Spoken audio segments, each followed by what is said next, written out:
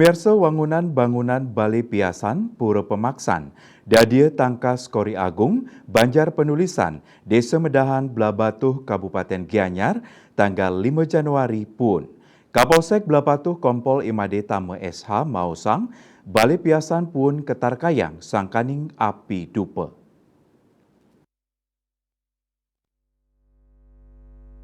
Kapolsek Mausang indik kronologis kejadian sawetara galah siki tengai, saksi kanton melinggih ring paumahan, tur nyaksiang wenten asep saking widangan pura dadia Tangkas Kori Agung.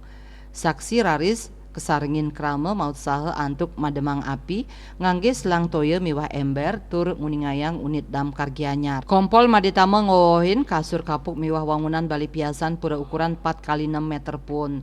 Sangkaning baye sani nibenin inucap pengempon pura pemaksan dadia Tangkas Kori Agung Banjar Penulisan di Semedahan Kecamatan Belah Batu Gianyar memocol kirang langkung 100 juta rupiah nanging nenten-nenten krama sede. Kasatpol PP miwah damkar Kabupaten Gianyar Imadewate Matutang indik pemargi baye sani munang wangunan Balai Piasan pura pemaksan dadia Tangkas Kori Agung Banjar Penulisan Desa Medahan Kecamatan Belah Batu inucap. Wirnaya Bali Pos nguningayang.